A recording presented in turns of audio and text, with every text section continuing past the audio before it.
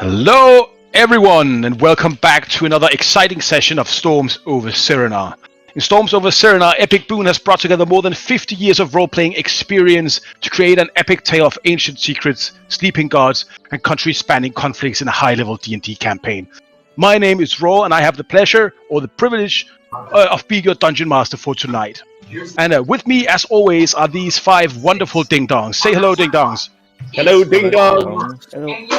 Hello. Right. And perfect. Before my wonderful players get a chance to introduce themselves and their characters, I want to remind all of you that Storms over Cerenar is a rowdy and sometimes dark role-playing campaign for adults. Sometimes we tackle hard and uncomfortable subjects, but we try to do it in a respectful and empathetic way. So needless to say, audience discretion is advised. Since last session, the players have been tasked with introducing themselves and their character and also answering the question, what is or was your character's most prized possession? So, gentlemen, please give it away. Right. Well, I'll go first. Hello, I'm Alex. I'm from the one country with vaccines, England, on the UK. And I'm playing Out, the Chthonian High Elf archaeologist warlock. And my most prized possession. That's a tricky one for Oust. He kind of travelled late to Kazpazar in the first place. So I'd imagine his most prized possession in his possession at the moment is probably surely his shovel. Surely his shovel. His constant companion through at least a couple of decades.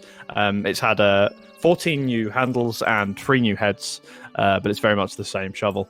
But yeah, that's me. All right. Hello, my name is Evan. I am playing the Vaxi Rogue Hajasifis. And his prized possession would probably be his leather working tools. He got them from his father back when he still worked with the family's business in his hometown. Sunface actually was raised by what was effectively a family guild of leather workers, fairly renowned for them in the local area. And he's kind of kept up that practice even while traveling. It's, traveling through the deserts, sometimes you don't have the luxury of finding a tanner to fix that hole in your leather chest piece, so you have to fix it yourself. So he's kept a hold of it since then. Yes, hello, my name is Jonas, and I hail from Denmark, the jewel of the Scandinavian countries. And I have the pleasure and privilege to play Bjørn, the northern berserker barbarian. And his most prized possession is actually on his person right now. He has a signet ring that comes from the Jarlres, called the Widow in the common's mouth. He used 6 years of his life being the first reaver of this Jarlres, and he actually thought that he had a chance of becoming her new husband, but she chose to choose no husband, and so it's a memory of maybe a loved one. Beautiful. All right, I'm Leon playing the human bard Theus. And my Theus' most prized possession would be the little black notebook that he's sometimes looking into, writing things into, keeping it very close to his person. It was sorry, a little bit have a slight cold today, so maybe I turn a little bit down today. We pray for you, Leon, and F in the chat for Leon, of course. Tanner, go ahead. Yeah, my name's Tanner. I'm a fellow producer of Epic Boons Productions. I am from Canada, so it's pretty cool down here. I play Nongle, a nomad gnome, who is a wizard and quite the cocky little smartass. His most prized possession is a little clockwork construction. Most nomads are able to create these things, and usually as children they create them, and then they're kind of their toys, or their invisible friends, so to speak. Nongo created his after he first witnessed his parents butchering a chicken that he was a childhood friend of. This chicken name was Nibbles. He had later on decided to have his familiar be that same chicken, though Nongle doesn't really give a crap about killing chickens now. It's a memory of his childhood that he can't get back no matter how smart he is. So his clockwork reminds him of his invisible friend who he has manifested as Nibbles. Interesting, all of you. Well, in that case, without further ado, I said we get the session started. Alex, I know you have prepared like a recap intro for today, so please take it away.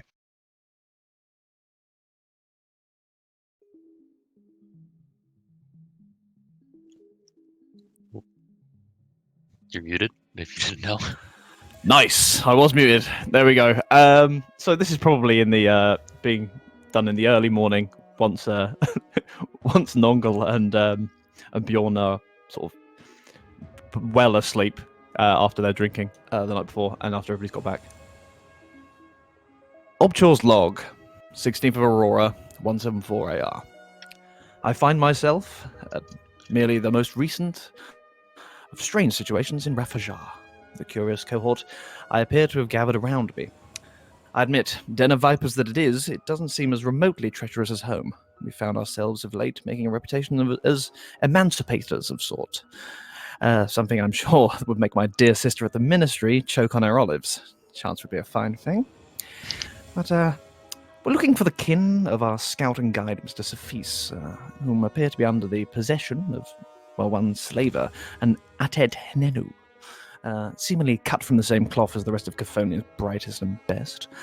But there seems to be something beneath this visage of a trafficking business, something that will no doubt in coming days lead us onwards, east, to Staunch Flow, in search of whispers and threats of some strange ritual being undertaken.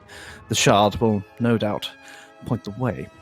For the meantime, however, our attention is fixed on locating Mr. Svis's family members and, if possible, dealing in some part with Henenu. And if reports are correct, a fucking T-Rex. We'll see.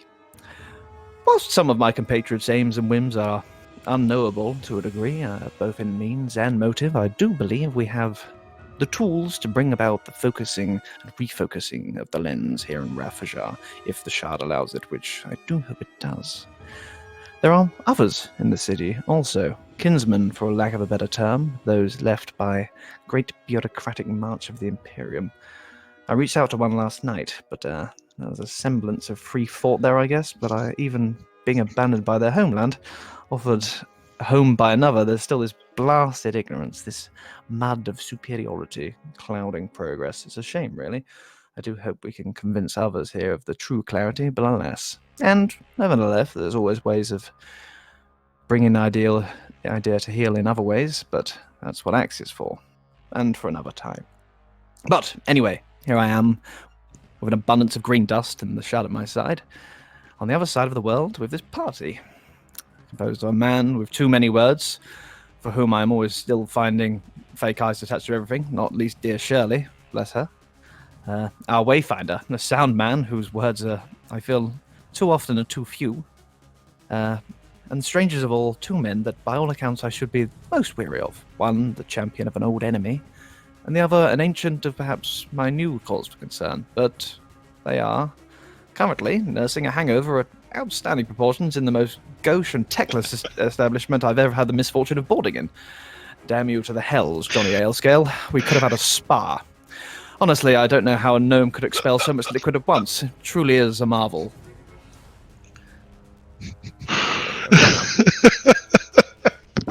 Well done, bud. Well done.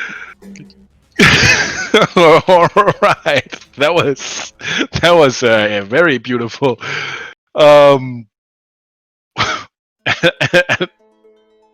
With that oust, you hear the sound of your pen scratching on the rough paper in your journal. It is underlined first only by the truly horrifying baritone snores of Bjorn in the other room. Just the bass behind them. Precisely, like it is when you could hear him snore, and then the glasses within the cupboard start just kind of vibrating. It's almost like a small scale earthquake. and then, as you look out, you see the first hint of sunlight streaming in, and then the sound of birds. Even in a town built on platforms out in the river itself, you hear birds, and then the first people starting. You can hear the kind of street cleaners go out and start to throw home the last kind of people, as you are definitely the first up from your trance. The last days have been weird. You have been traveling far and wide. You woke up the other day in a desert, and now you're here. And yesterday and the other days before it, you have been out trying to scout around, and you probably need to gather some more information. It seems like something shady is going on in the menagerie, where Cephis has been in and scouting around. But the Henenu estate itself also seems truly barricaded in itself. Something as the constant, almost like tinnitus hum, there's always accompanies the shard when you look at it. You get the feeling that you're in for a few interesting days. Lovely stuff. Well, I'll not much more I can do before everybody wakes up, so I'll just continue trancing, meditating. That's the word. Just until everybody's at least vaguely sentient. I'm guessing that for two members that might be slightly longer than everybody else, but yeah, maybe. So you're just kind of trying to pass the time. You don't want to do anything or spend your hours in any. I think I'd know better not to go on my own for the time being. Once anybody else is up, we can see. But for now, I'm willing to take not a backseat, but willing to take the more sort of cautious, right? knowledgeable people. Yeah. All right. Their lead today. As you kind of that internal monologue ends and you make that decision, you hear a small thump within your scroll case. The post is early this morning. Kind of sort of seeing that nobody appears to be awake, I just kind of unscrew the thing, just pull out a little bit of parchment. And it says, "Beware the rooftops, but maybe the great library of Queen Mester might give us some information of our little journey here." Good to know. Well, thank you. I'll kind of get up and go to one of the windows, which I imagine is still kind of vibrating beyond snoring. Just sort of peer out. You said we were kind of quite up. Yeah, you're on the top floor. You're on like the kind of the roof. The what is called kind of a lounge. No, it's not a lounge. No, whatever. Suite. It's the suite. Yeah. Sweet. You're in the suite of this Hooters hotel. So if you go ahead and take a look out, please give me a perception roll. Cool. And I kind of want to sort of peek around the edge of the window rather than just stand full in the middle of the window. Of course. For the time being. Hopefully that worked. It did. Oh, that's much better. A natural 20 for once. For once this campaign, I have not rolled less than a 10. There we go. That's a natural 20 for 23 on perception. You nonchalantly stand like next to the windowsill, and you take a look out, and you see out in front of kind of the view from the you have like the big kitchen kind of room you're in. Mhm. You have a big view down until Solrak Square, which is this small kind of island surrounded by canals, where there's a couple of bars and like some outside seating areas, and a lot of the chairs are on the tables. Things have been closed down, and you see a few people kind of walking around with brooms and kind of just like picking up cups and cleaning up waste and puke and all other kinds of merriment leftovers from the night before. Mhm. As you look outside, you see a brooming like street cleaner that doesn't pay attention to his broom. He's looking directly at your lounge or your suite, like at the top of here. He doesn't seem to have seen you, and as you keep scanning, like you remember some of the things you learned in military school about where kind of positions, and you can definitely see a couple of people that should not be out this late and just casually drinking tea. Definitely looking at your location at this point. I'm going to kind of screw up the bit of parchment that I found in the parchment case and just sort of throw it. Hopefully, if he's in the same room, at I'm assuming sleeping Sophis. I don't know where Sophis is sleeping in this suite here. Safis would be sleeping, as noted last session, in the room as far from Bjorn. Oh yeah, that's right. Yes. Oh, okay. I'll meet if that's the case. I'd imagine I'm probably somewhere in the middle. I'd probably go and fetch him at some in that case. Go ahead and do so. Go on. Safis kind of just shoots awake. His eyes dilate for a moment, and Mr. shakes his Safis, head. Firstly, good morning. Secondly, at your earliest convenience, if you wouldn't mind, just taking a look outside, maybe as stealthily as you can muster. That street cleaning fellow down there looks peculiar. Or at least I thought he did. And then I saw, see those couple of men in that bistro? Oh, DM, do I see these couple of men in that bistro? Like as your passive perception is larger than whatever Oust gets when he rolls a natural 20, you definitely see these things. Yeah. Listen, I made this character for one thing, and that one thing was scouting. As you get these things pointed out, you see like the people down here are perfectly disguised. And only small flaws in their kind of demeanor gives them away. Yeah. But they are definitely, you would say, looking around just on the eastern side of your room, you see maybe 6 people hiding in plain sight, and maybe another 5 on rooftops, kind of trying to blend in with the environment. What race are these individuals? You have a few dragonborn, a few humans, or humanoid. Like dragonborn are easy to spot at long distances. You don't see any tabaxi. But I'm more wondering, like, are there any elves among them specifically? Well, give me a perception check. I'll Humor him. Yeah, humor me. Yeah.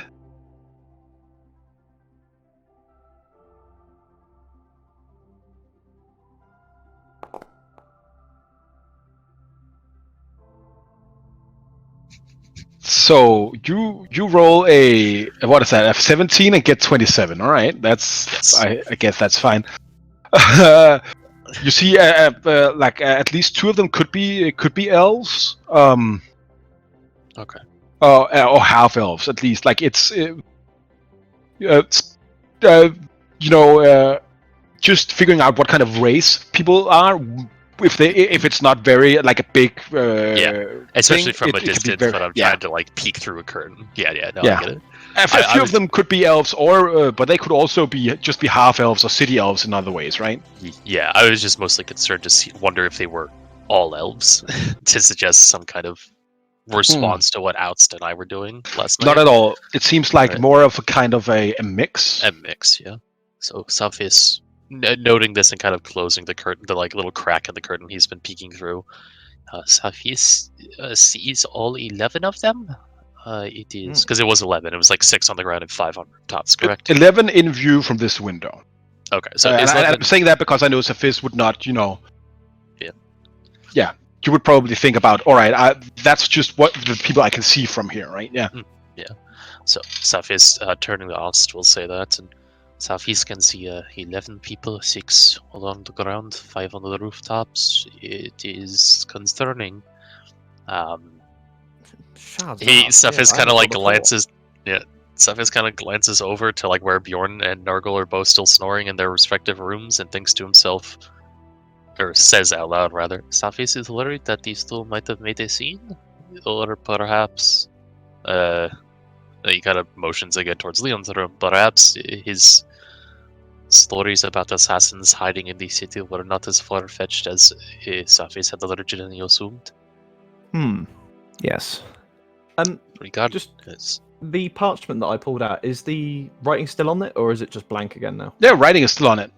Okay, I'll pass it to Safis and goes, just perk of the new and kind of sort of mime sort of swinging a sword about.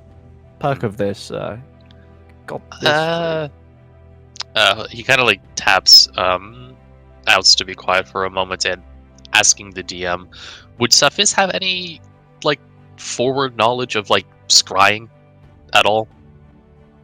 Like what scrying is? Because I know Nurgle had briefly mentioned that, but would like Safis have enough of an idea to be cautious about something like that? I can't be scryed on. You can't. The other 5 people in the room can, and the room itself can.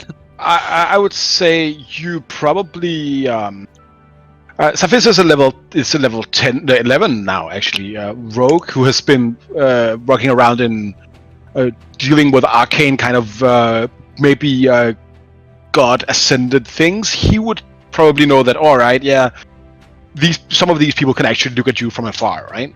With magic, yeah. It's probably not something he has been super afraid of before, but it's probably something that has crossed his mind. Yeah. So in that case, just like motioning for us to be quiet for a moment, can Safis attempt to detect any magic, like scrying apparatuses in the room? You know, I as a player know they like basically floating invisible balls, but Safis might not. Give me an investigation check to Certainly. search for bugs. Alright.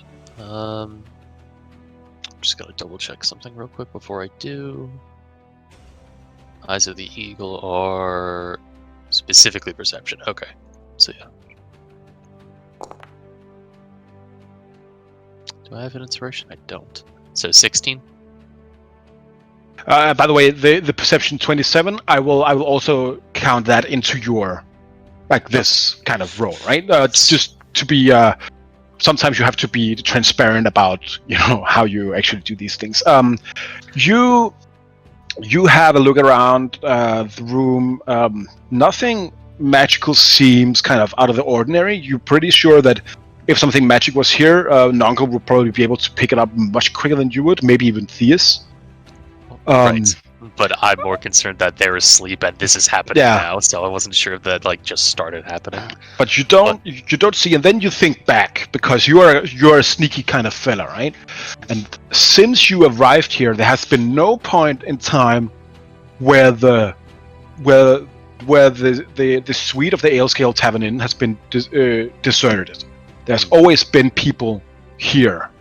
So if someone have had to install kind of any listening devices here before you arrived, they should have been invisible to do it while you were here, at least, right? Or you would have found out. Right. Okay. So with that in note, Safis will turn to Ost. Apologies, Safis. had a suspicion and wanted to look around the room quickly. What is Quite this fine. paper you have? Yeah, and I'll hand him the bit of parchment which mentions about watching the roofs and also mentioning about the Great Library. Savis knows the library, and Savis understands why to be cautious of the rooftops. But it is curious nonetheless. What you said the sword gave this to you? In a manner of speaking. Is it that Again, just working the older kinks out a little bit. But yes. is it that and he kind of just like makes a tube motion with his hands? The thunk. Because Safi's witnessed that once before in like the original camp ages ago. That's right. Well, there's not much to be hidden from you. I know that now. Yes. Correct. Yes, it is. Yes. Safi's kind of. It was my way of let's just say it was a manner of correspondence that guided me to where we met in the first place. Before, and then I kind of again mime the sword. Yeah, Safi finds this very curious, but we have issues now. So, Safi would like to know your opinion. Do you think they are here because the slaver is onto us? Though Safi doubts this. Do you think it is because the assassins that Diaz has spoken of are onto us? Do you think Bjorn and Melgo made such a fool of themselves that someone... he shakes his head and stops mid-sentence at that one. Safi refuses to believe that. Perhaps Nergo's deepest, darkest fears that the tower or the pillars are here to do something about us. Safi would like to know who these people are. I feel like if the tower wanted to do something about us, they could have done it by now. Not least by just, giant fiery balling this entire place. Which, granted, yes. I'd be all for if we weren't in the building at the time.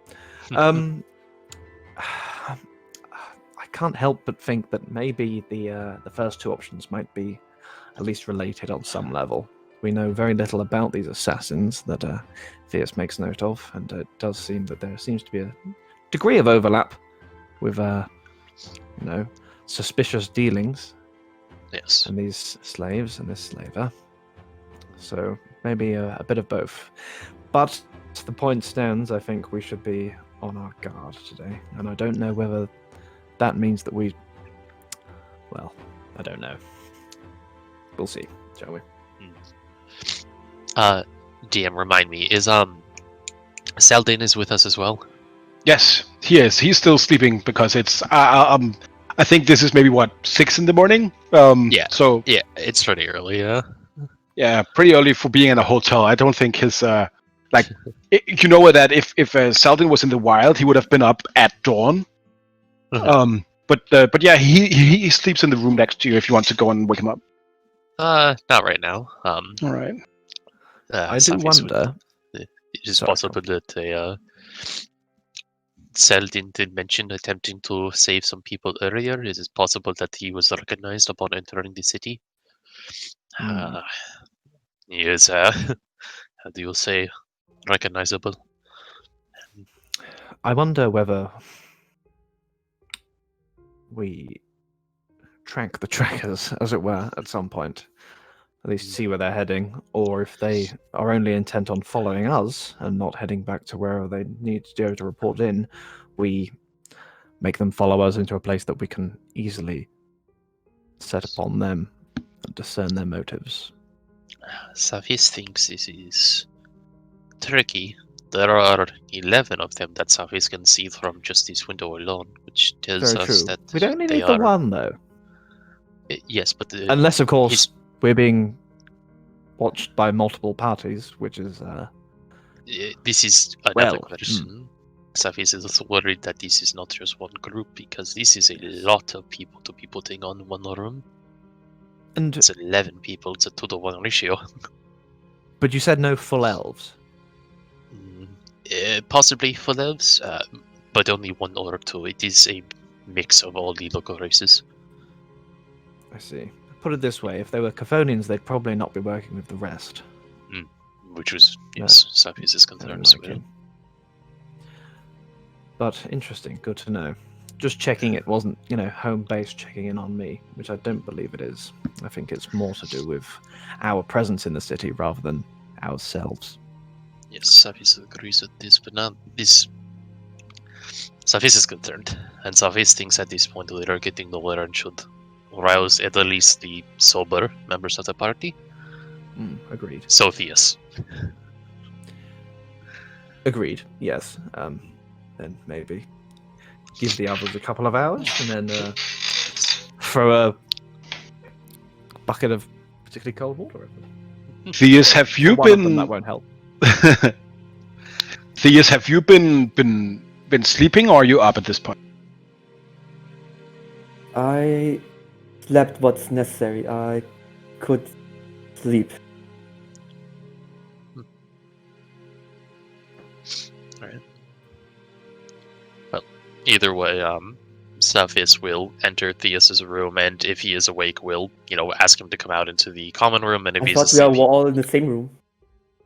Oh, this No. is the suite. You actually have each your own room, and then there's a big common room with a kitchen in it, or like a tea kitchen, right? It's Yeah, think The Hangover. yeah, basically. So yeah, The time we went to sleep last night. No, you actually came pretty late, but I slept before. Mhm. So I would guess I'm up now. Well, then Saphis will go through the motions of asking you to come out into the common room so that he may, along with us, address the issue of our spies. Saphis would like to draw Theus's attention to the window without necessarily him checking. First of all, when you knock on my door. Yes. Okay, good. I immediately, like, when I hear any sounds, I jump up from the bed and immediately look around the room, trying to keep my pulse calm, and slowly approach the door. And is there some, like, keyhole where I can look through? Sure. Oh, Okay, I look through. Is there who's on the other side? presumably Saphis. Okay, good. I locked my door, so I will slowly use my key and unlock it. And then will try to make myself look as calm as possible and say, "Good morning, Sophis." It is a morning. Yes, if you could step out into the common room, Ost and I have noticed we are being watched from the streets and the roofs outside by a rather large group at that. What do they look like? People, well disguised, but noticeable if you are careful. Mask? Masks? No masks. No. Exposed faces, all of them.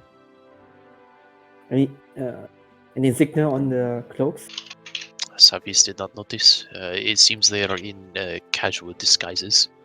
They are to blend very much with the hiding in plain surroundings. sight. Yes. Then it's not the people I talk about. The people I talk about, they should be more capable. Well, this is good. Oh. Good to know that at least one of the parties that might be following us lack a degree of subtlety. This is slightly more concern for Safis then, which means this is either the slaver keeping an eye on us, which worries Safis greatly, or it is the pillar, which worries Safis somewhat, or it is an entirely new group of people, which worries Safis greatly.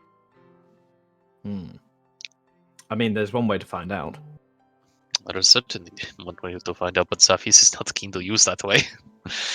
Especially since it is in the middle of the street and... No. I don't suggest we go out there and ask. We could go out there and ask them. No. Oh, No. I'm suggesting that if we, in our, I'm assuming, actions around the city during the day, if we pick up a tail, then we might be able to guide them to a small alley and, Safis thinks this is not impossible, but... Safis Worth is considering. And also, Mr. Sophist, I should point out what I did yesterday. Expanding your perception of the world, shall we say? If you need that again, let me know. He kind of like nods. Safis wouldn't mind, but for now, he kind of like looks over to Theus. So you are confident that these are not the men you were concerned about? Theus? I don't think so. They, what the people I am afraid of are more capable. Hmm. They moved in smaller groups, alone most of the time. And Alright. they, in the moment you see them, you would already be dead. Excellent. Then Safis has the question, is it possible that they would use these people as distractions and perhaps one of their own is hiding somewhere well hidden? Is that something that would fit their modus operandi? Safis is simply trying to check all the boxes, as they say. Could be they maybe contractors, but not one of the inner circle. Alright. At this point, Safis is... Like, even if we catch them, they would probably not know much. Yes. Safis at this point is out of meaningful ideas. He thinks, kind of motioning over to us, this library that you are... He pauses for a moment and suggesting is a good idea. We could start there. Perhaps these individuals are waiting for us to leave our apartment or room to speak with us for some reason. Safis thinks the best plan of action is for two of us, he says, pointing at the other two people in the room, to leave for this library together. And for one of us, he says, patting himself on the chest, to keep an eye out to see exactly how many follow at a distance. It is possible that these men on the rooftop are not aligned with these men on the street. It is also very possible that they are assigned to us in pairs, as there is two of them to every one of us. So, kind of just lets that hang and waits for your response.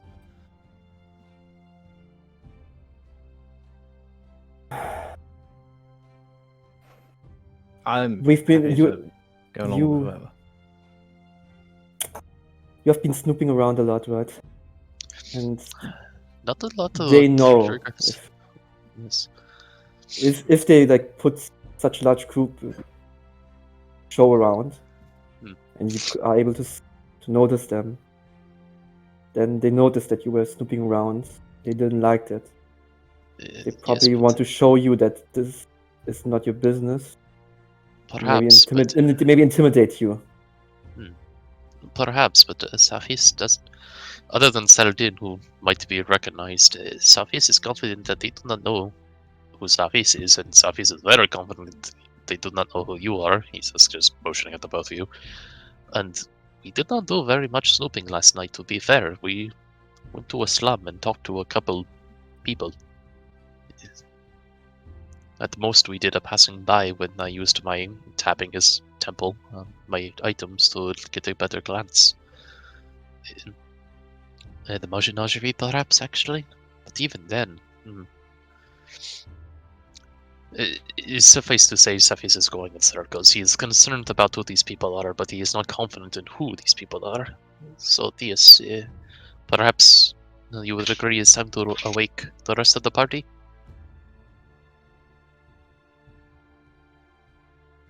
I don't think they certainly know who we are. Otherwise, they would have stormed this place already.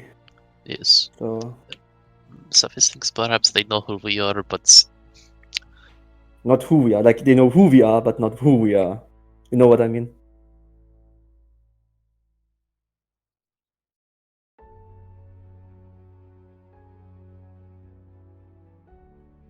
Anyways, let's get everyone up.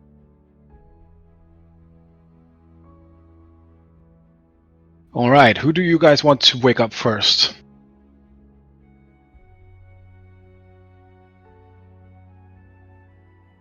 I assume Theus will go get the other two. All right. Bjorn, please wake up. We have something to talk. Are So you still drunk? So I splash some water on you. Yeah, Wait, is my water. suggestion still on? Wait, is my suggestion still on? Suggestion only lasts like an 8 hour. hours? 8 hours, yeah. yeah, I guess it is. Oh no! I will cancel it before Bjorn starts kicking Nongo down the stairs. All right, fine. Bjorn, Well, you open your eyes. How is Bjorn feeling right now? I remember we doing con saves, and you had a pretty good one. But you tell me how Bjorn is feeling. Björn, he drank till his exceptional con was not helping him. So even though he usually handled his liquor quite well, this was a rough night. So he's feeling kind of bad. Yeah, like really bad actually. So he looks around the room. Any water nearby? Theus, did you bring some water or?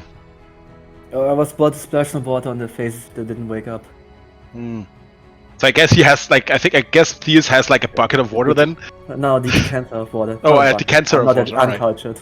I'm not a barbarian. All Not right. that I already used a decanter.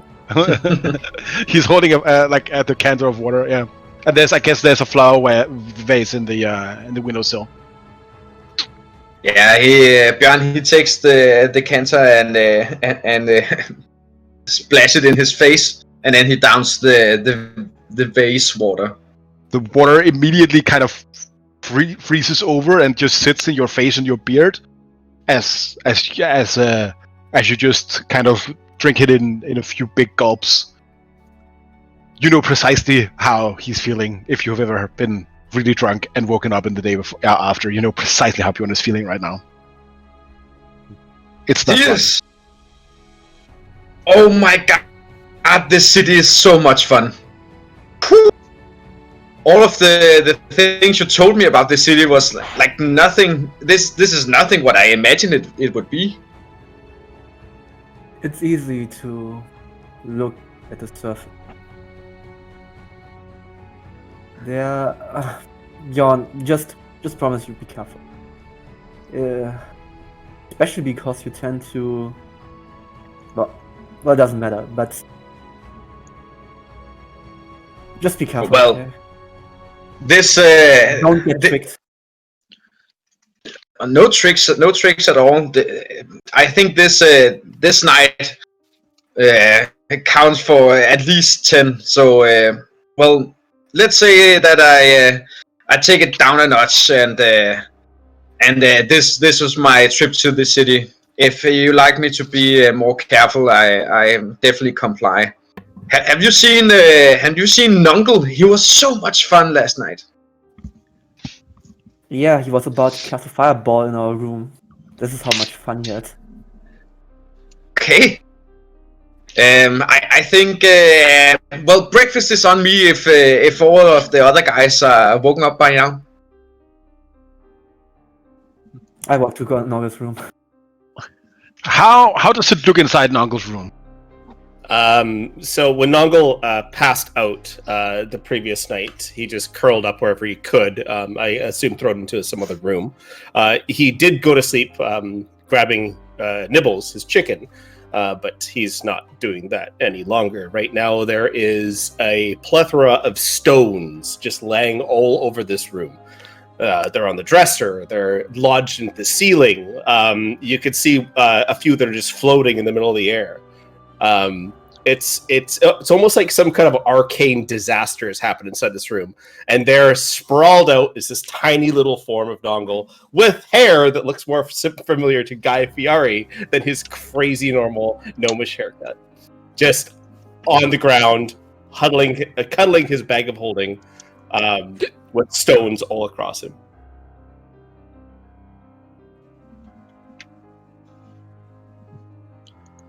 So yeah, Theus, what do you do with that? What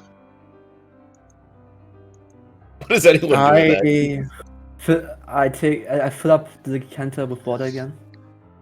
You go out. You have like a big kind of. I don't think you have running water here, but you probably have like a big Bucket of water. Like a bucket big, of water. Yeah, or like a crate. like You can maybe just. a bathtub. Maybe the bathtub. Like just maybe going down to the well, get some water there. Sure, like. Anyways, There's definitely water available for you guys. I'm thinking about splashing the water all around the room just to clean it up, but I decide against it. Is he still asleep? Yeah, he is. Like he's like you have seen people this drunk before. You will need to wake him up, or he will sleep at least for 10 more hours or something like that. I take a decanter. I start with a slow dribble.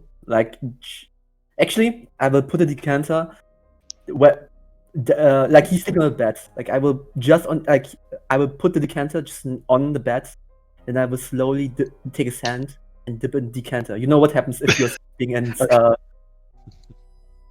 So as you place the decanter on the bed, you see you hear rocks fall as this invisible force grabs the decanter and starts floating throughout the room with it. He's sleeping. How can he cast spells? I don't know. Something weird's going on. You probably know, Theus, that this is his invisible servant, right? Yeah. Unseen servant. He can only hold one decanter. I take a bucket this time because fuck being tortured. Yeah, the unseen servant could not. It has a strength of 2, so you could easily just pull that back. But you feel resistance. Okay. I'm only a strength of 8, but okay, good. Anyways, I will make sure that Nongel will piss himself in his bed by dipping his hand into the decanter. I guess the rest of you see Theus setting up this whole situation. Unless you're trying to be sneaky about it. I'm always sneaky. Like this is full on sneak. Alright. Can I ask you for a sleight of hand check? Stealth and sleight of hand. Which second sleight of hand? You got some stupid good test. Yeah, so 29 on stealth and 32, a natural 20 on sleight of hand. I think Nongel's passive perception is a 21, which is very good. Make sure you piss yourself. Yeah, but every time that you put Nongel's hand into this water, like this unseen kind of entity kind of lifts it out. It seems to be looking after him. Yeah, but I'm stronger, so I will keep the water. You definitely are stronger. It's pretty easy to break this simple spell. So how long will it take until he has to? I don't know how this works. I don't know. This is PvP. Roar. Yeah. You guys figure that out. All right. He has a lot to drink, and he hasn't been on the toilet yet. So I'm gonna make a con save at disadvantage. All right. My DC will be 15. If I get less than a 15, then I will. I'll facilitate your means. And then I will say if you get more, you'll wake up because of all the fucking rummaging in the water, alright? Alright, so here we go. Disadvantage.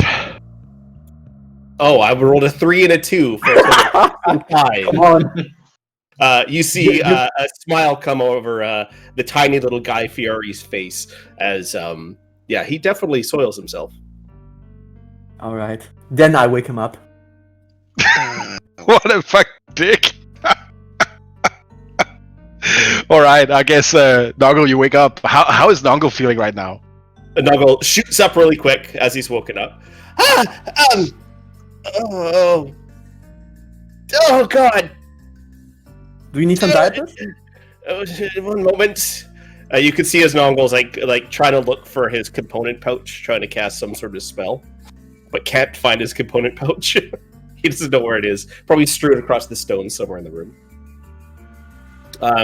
You hear him muttering some words under his breath, and you can see as like a magical force generates around him as he casts the shield spell, which disappears almost immediately. He looks up and sees you standing over him. What's the meaning of this? This is a sign of friendship. Anyways, wake up. I'm awake. I cast Presentation to remove the piss smell. I can do that myself, and I'll attempt to cast Prestidigitation, but accidentally cast a Firebolt on the other side of the room.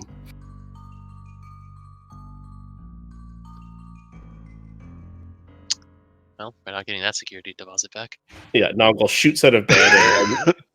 Evan, take inspiration for that. I love that. So you guys can see as immediately there's a rug or a drape or whatever that's kind of pulled off where it is, and you can see that it's kind of trying to smother the flames out as Nongle's unseen servant tries to put out the fire. And Nongle will get up there, fall over flat on his face, and just try to cast more magic towards the actual towards the fire he just created. Are you doing anything, Leon? No, you're awake. I walked through the rest. Okay. After I prestigitated the smell and the piss stains from the beds, I give Nongle a call and say that he should join Yanis for breakfast. Right. What have the rest of you been doing as this little scene here took place? Well, Sufis has been going to wake up Saldin and catch up, hit Saldin and Bjorn to the goings on. As Noggle and Theus comes out, you hear Saldin say as he like breaks some bread and eats some of it. He says, as he's munching on it, "This doesn't seem like the people I were up against at the mansion. This might be something completely different. Why would they be keeping us surveilled like this? Good morning. Good morning. Did you two enjoy yourselves in the room? You took quite your time." Made a lot of noise as well. You rascal! I point to Nongle. Oh my god! Does my hair look different? No, you look perfect!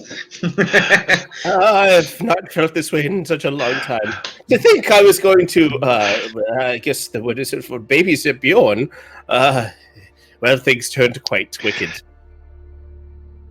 Wicked? Yeah, that's the word. Has anyone seen Nibbles? I would like to roll perception check and attempt to detect nibbles. All right, go ahead and cast Detect Nibbles. My super good eyeballs. Yeah, use your eyeballs. 23. 23. Oh, you're wearing the the goggles inside. I like that. All right. I mean, to be fair, I've been wearing them since I started. since I was aware we've been spied on. So. you've been taking on your purple lens kind of goggles. All right. On the 23, what does Cephas see, Nongle? So Noggle is dragging his bag of holding behind him, right? As he's kind of like there's rocks spewing all over the room. I would say that with a 23, Cephas, you could see that there is definitely something moving inside the bag of holding. Cephas thinks maybe your chicken is inside the bag. Yes. That's impossible. Nothing can survive inside of one of these bags. There's no oxygen. Wait a second. Is the bag inside out?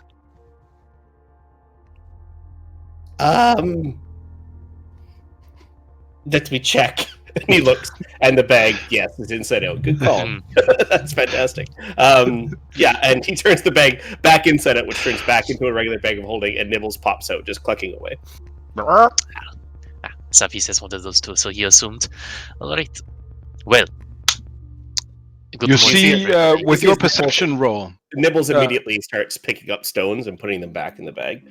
Very distressed that all of his stones are completely spewed out. You guys can also see that there's many other pieces of inventory that have been stashed inside the bag of holding. A water skin, a crowbar.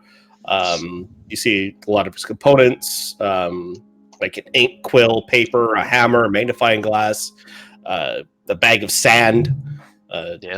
Small knife. There's just a whole plethora of adventuring gear just spewed all over the place. Noted. All right. So, you guys are gathered. Yes. So Safi's will Alright, good morning everybody. Safis would like to inform the entire party, now that we are here, that Ost had the courtesy of glaring out our window early this morning in a elven brood and noticed we are being spied upon. Upon checking these mountains, it seems we are being watched by no less than 11 individuals, 6 along the eastern road and 5 along the rooftops. There could be more from different angles. Safis does not know, but from what he can see from his window, this is how many are watching us. We have eliminated. Sorry to interrupt, but are they speaking with each other? Safis did not see. Were they spread out like to be in individual groups? Because I know you said some were like drinking tea or coffee. Yeah, they didn't seem like. You don't. I guess Safis. How good is Safis at kind of covert operations and that kind of thing? I mean, not like fantastic. Like the extent of his like covert operations is like, you know, lying in ambush for something. This like actual spycraft isn't really his forte. I would say that then Safis could they could work together without talking together, because talking together would indicate that they work together, which would be a problem, right? Yeah. So by reverse psychology, of course. Well, Safis will go on to say that Safis did not see them speaking to each other, but this does not eliminate the possibility and the likelihood that 11 individuals were keeping an eye on our room and were not in some way associated is strikingly low. But so to go on, Safis, along with speaking with Theos, Ost, and Saldin, we seem to have eliminated or at least lowered suspicion of the likely suspects. Saldin says this does not seem the way the slaver operates. Theos says this is likely not the assassins, and Ost is confident this has nothing to do with the conversations he and I were having last night with some of the locals. This raises the question twofold. One, Nurgle, do you suspect this might be the pillar for some reason? This is something I can find out if I am given some time to use this new crystal. This crystal ball that we purchased yesterday. I could. Excuse me. Scry on a location, possibly see and hear what exactly is going on, and then relay that information to you. Can anybody smell that? Sorry. It's like burning and something else. It's been dealt with. Right. Well, I'm sure it has. There we go. Yes. But yeah, it seems rather low key for the pillar, in my opinion. I'd expect them to be, you know, blasting through the door, literally blasting through the door. Safis would also suspect that the pillar would employ magical scurrying and not agents on the ground, so to speak. Can I, Roar, can I, like, poke my head out the window and, like, just maybe make an insight check or something like that? See if that I may identify them as possible, like, pillar hirees or something? Sure, go ahead. In whatever you want, whatever skill. Go ahead and give me a perception and insight and a straight-up intelligence roll. Before he goes to do that, Safis will just... Nurgle, are you sure you want to peek out the window in your current state? It might give away the fact that we know they are there. Safis will not stop you if you wish to examine, but it is a concern that he wishes to voice. Maybe you're right. With that logic, shouldn't we just go to breakfast as normal people would? Act like nothing's wrong? Because I'm definitely buying. Safis perks up at that, but well, thank you. But Safis thinks we should at least have a plan moving forward before we leave the room. Safis is fairly confident that there are not arcane observers within here, so we have some privacy for the moment. Who knows if there are more of them just waiting in the tavern below. Well, we couldn't bypass them anyway. So I propose that the first item on the list of planning is breakfast. So he kind of stands there for a moment. Safis doesn't really have a better idea. Any objections? Perhaps I need to get myself in order before I join you for breakfast. Yo, There's studies that I need to prepare for today if we're being followed. Yes. And Can't Bjorn provide you, some hair of the dog, as it were? Please, no, not again. No, Bjorn, you must have something. Just hand him something. The stronger stuff would probably do it, I think. But Safis does have a hangover cure if you would like it. Do describe. What is it? He just opens up his satchel that he has on his side and pulls out this vial of kind of like not quite like viscous, but a fairly dense green liquid. and that's a cure. Maybe not the cure per se, but it'll definitely help.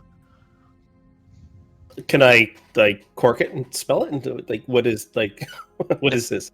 What kind of check do you want me to make to see if I can identify what the hell this is? Probably either just a straight intelligence check or a nature check. One of the two. Nature. Okay. So that is a 25 on nature check. That's pretty good.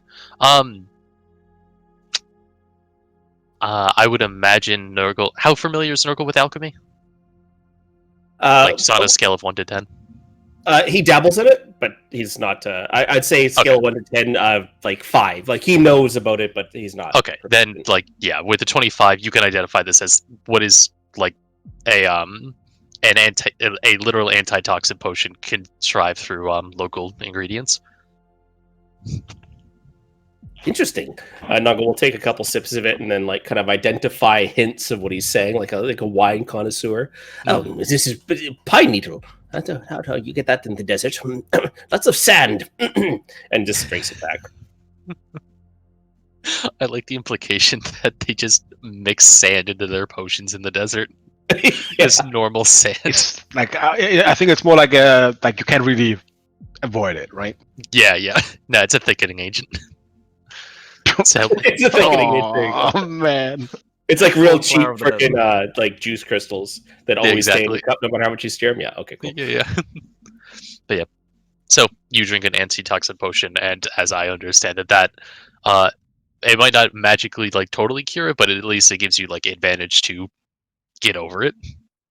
I'll say as you drink it, Nongo, it's really hard, right? It's thick and it's viscous and it doesn't taste that well, but after a few minutes, you do start to feel a bit clearer in the head, if not completely well.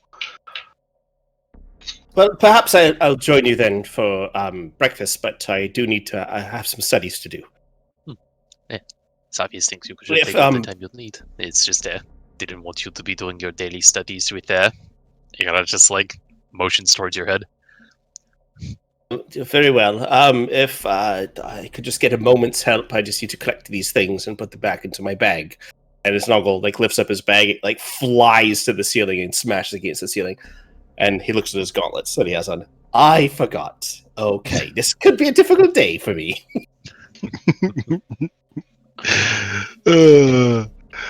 Well, Sufis with his cat-like agility will quickly pick up all the rocks, at least in the common room, and then look at the mess that is your room and decide you can handle that yourself. Yeah. Okay. Yeah. I'll pick everything. I'll leave Nibbles to kind of pile the rocks together. So I'll leave him upstairs. He'll be piling all the rocks together. I'll grab all my components and whatnot, and we'll go down and have some breakfast.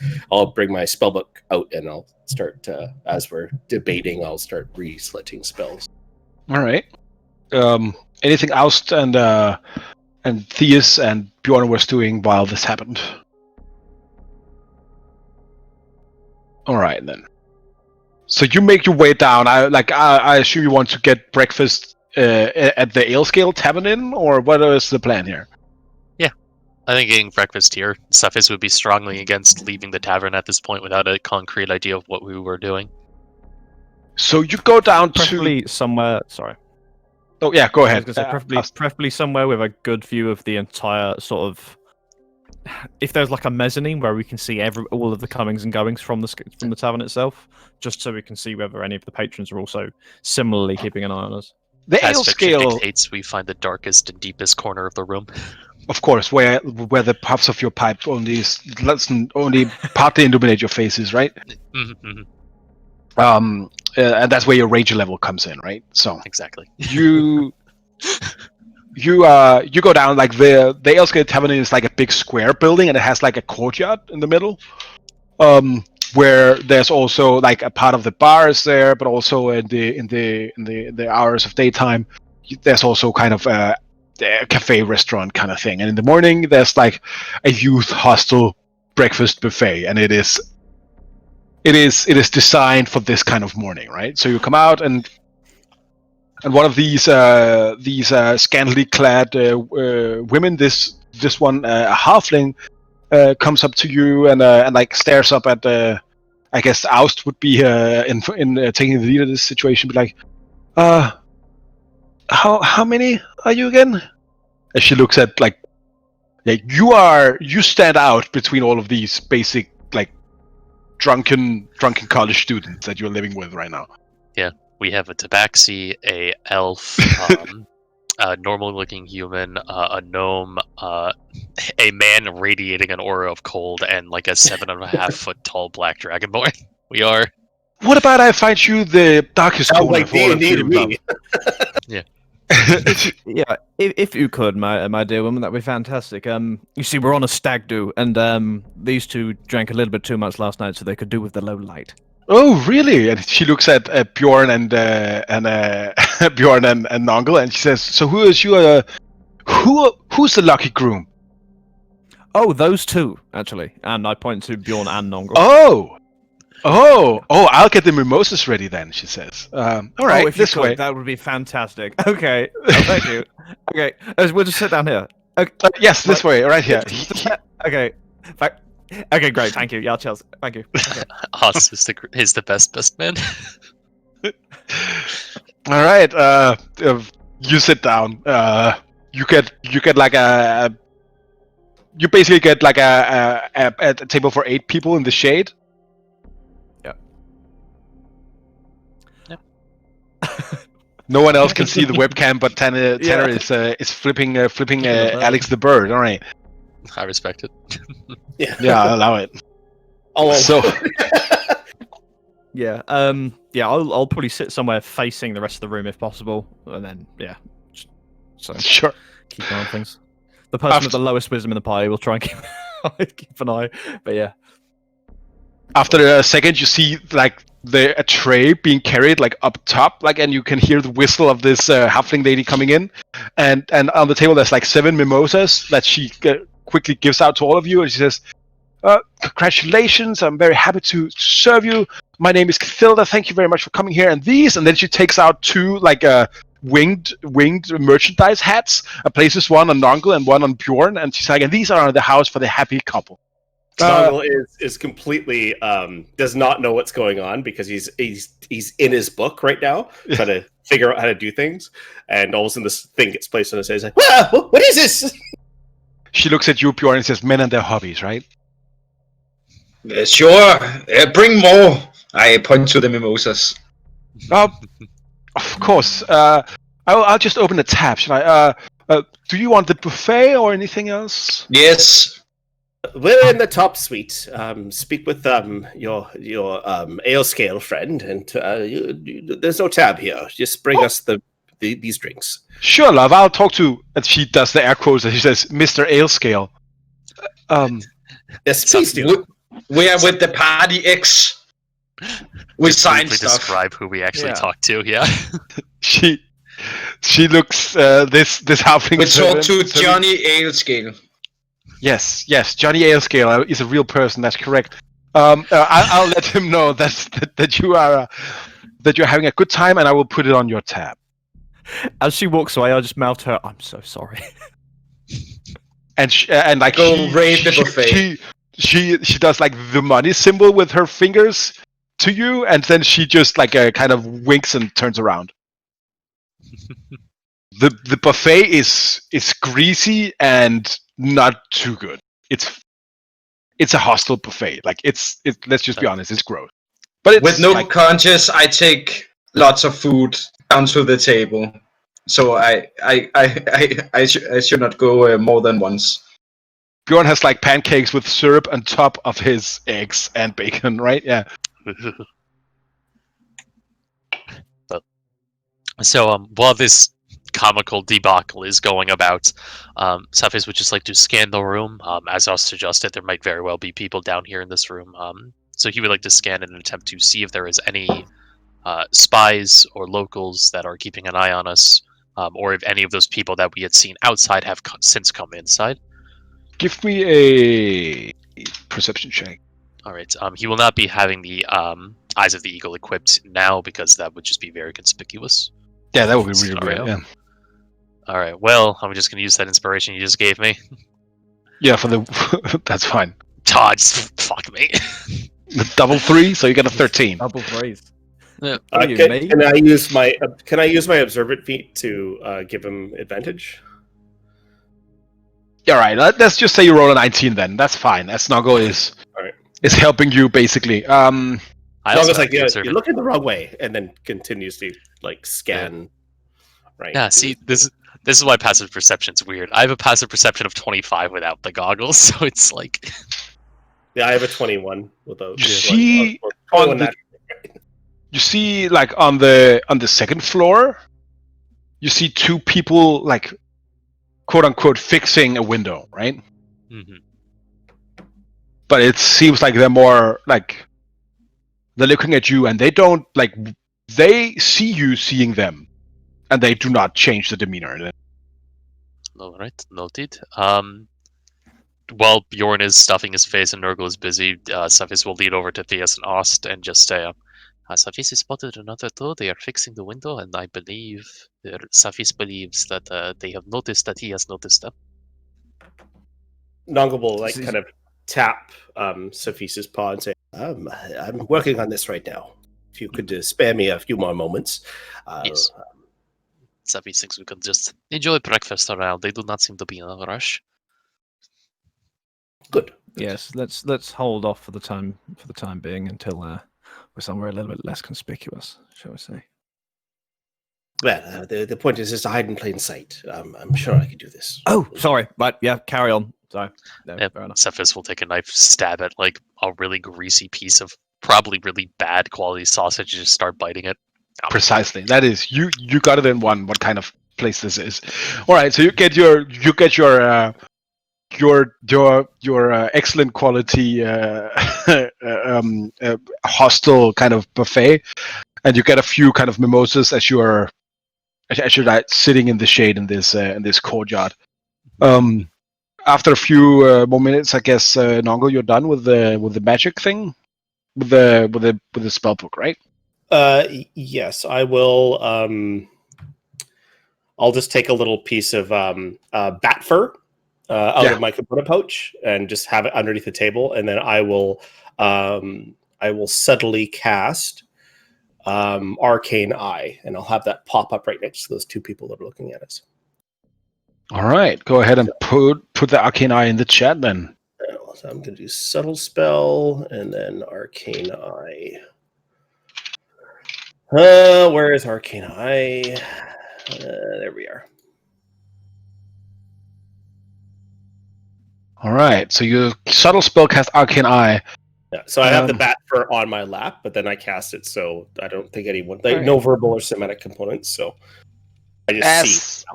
As it rises up, I guess you you move the eye around for a bit, right? I'm going to keep it on them, and if they start moving around... I have it up for an hour, so I will keep my... Basically, I'll look like I'm reading my book, just kind of move my head back and forth, but obviously I can't see anything. All I can see is what's going on through my scrying device. So I'll continue to scry on them. All right. And I'll let Cephis know that I'm looking at them right now. Just let me know if anything changes outside of their purview, please. I can only see, I can't hear, which is unfortunate. you see them talking a little bit, and then they do some things, and then while still looking down at you guys, Okay, they so kind of move because I have slowly. observant feet, Yeah. I can read lips. Yeah, I was about to say I also have observance. All right, I'll just give you 1 second, and I'll make a roll here. Okay. My perception is so bad that I'm looking at the wrong people. Ah, perfect.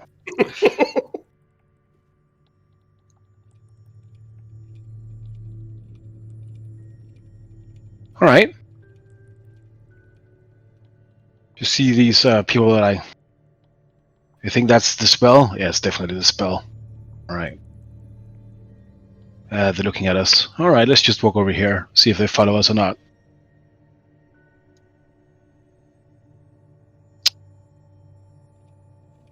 I'll have my arcane eye follow them, making sure I can see their faces. when Sure. I'm talking. At some point, when they're in, like, they go up the stairs, and they come up to like a balcony. Like there's a small kind of common area with a few like divans and place where you can play dice and card games. And they, with their kind of things, just completely nonchalantly, not calling any kind of attention to themselves. When they get to the edge of the balcony, they both kind of disappear in like a black smoke. Almost like if any of you played Dishonored, that kind of teleportation feel. Nongol, as he's got his book down, he'll start writing in the book and kind of nudge Safis. Cephas takes a moment to attempt to decipher the handwriting. Yeah, I'm feeling pretty good after your potion, I think, right? No, But it's the fact that you were blind attempting to write down with the ink quill. Well, I'm a fucking 11th level wizard. If I can't write blindfolded, then I'm not Fair a enough. very good wizard. But yeah, I'll say that they disappeared.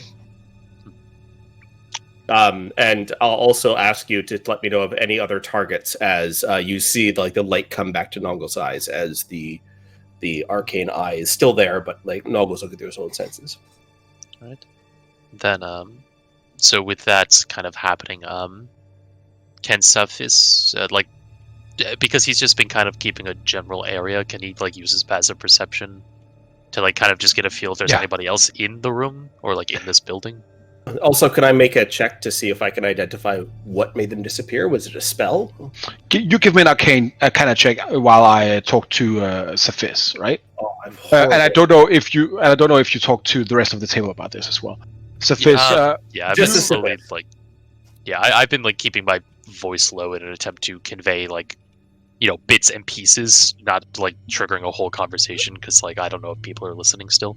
any kind of people keeping you under surveillance are keeping that distance well and good. Mm-hmm. But there are other people in this room? Like you can't know for certain. Okay. But a few people are exhibiting kind of the same, and I'm telling you this because of your ridiculous passive perception, right? So, are exhibiting the same kind of thing.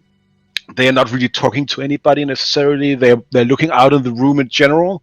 They're just like passively observing you, and it seems like if you're looking at them, they don't make an effort to like look away, like you would if you're spying on someone, right?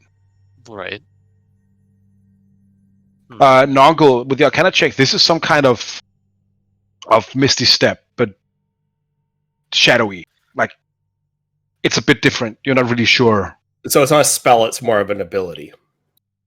Yeah, some kind of spell ability is a good word to say. Yeah. Okay. All right. Okay. Cool. They also did not use any vocal or any kind of components to do it. I'll write that down in the margin of the book and all right. Take a look. Sure. Right. This particular piece of information sparking Cephas' interest will kind of whisper into Theus's ear and basically just ask him, does this sound like something your assassins can do? Because at this point, who are these people? They can. They will.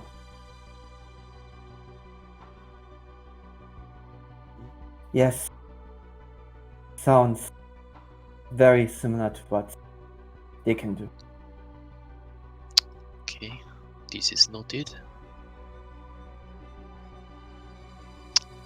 This. Well, So Björn, with his mouth full of food, is asking to the party. There was some talking about we should go see some animals today, or like a menagerie or something like that. yes, so he remembers this. So we were discussing going to see the menagerie, or at least you got emotions over the Nurgle Euler. But Ust also made a good suggestion. There's a library that he's very interested in going to see, and Safis is equally interested in going to see. It is, having been here once or twice before, it's a grand spectacle in its own right, massive as some mansions or even palaces of lesser kings. I assure you, the pillar has much greater libraries, but I would like to travel in these areas again. It's quite different from what I'm used to reading.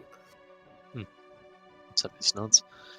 We can start early morning, perhaps go to the library. The smell of books being a little more calming to the stomach than the smell of animal. And then after lunch, we can go to the investigating menagerie. Yes. Yes, very well. Ust, I will need to see you before that.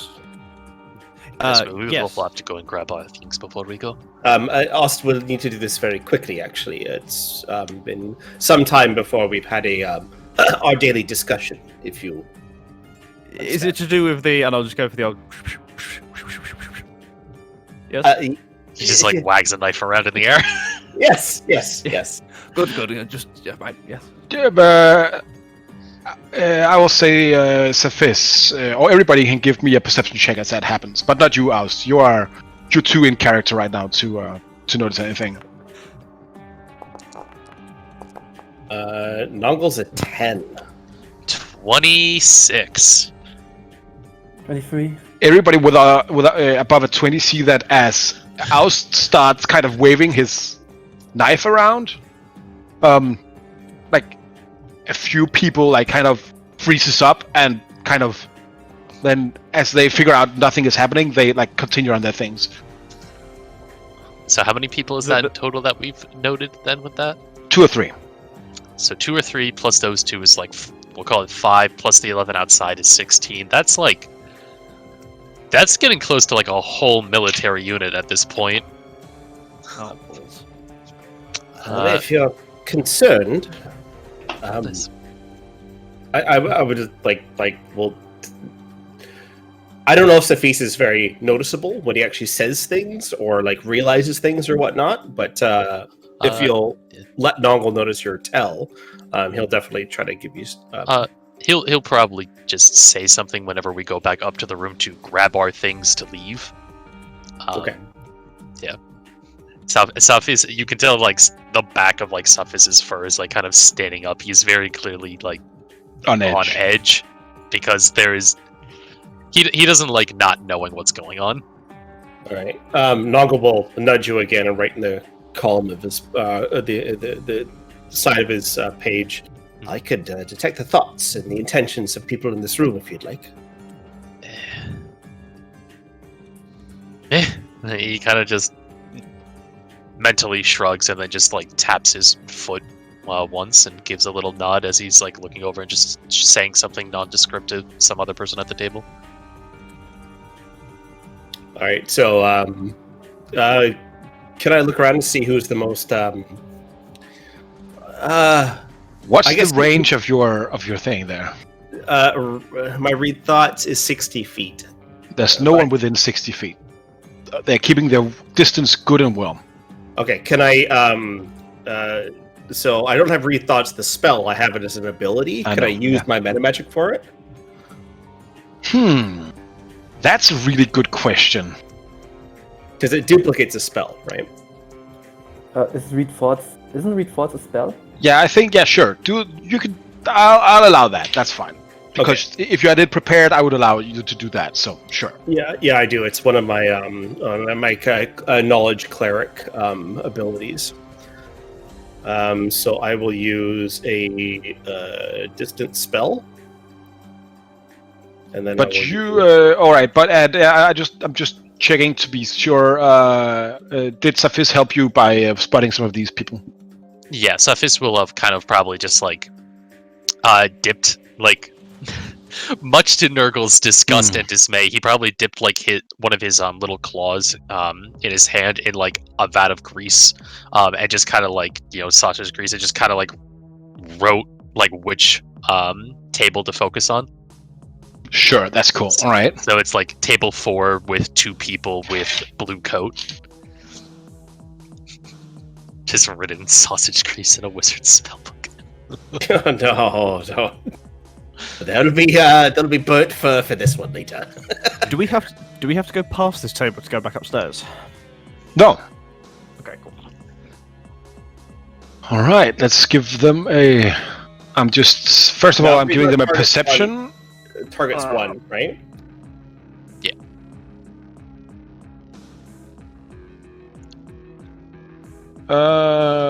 Wisdom save is 10, so that's a fail, right? Yeah, the DC is 17. You hear the surface thoughts, just like subjects are still. Why is he looking at me? What is that a spell? And then I'm going to just do a wizard looking at his spellbook, casting a spell is not an uncommon thing, I would say. The roll was 24 for perception here, so I'm going to say that it's not uncommon, but they are clearly very cautious. They're very cautious as well. Like, this is something interesting, and I'm just going to give them an intelligence roll here to see. Oh, that's like it's probably nothing. All right, it's weird. They've clearly spotted us. I'll write down in the pages once again, and I'll tap Cephis. I don't think we'll make it upstairs.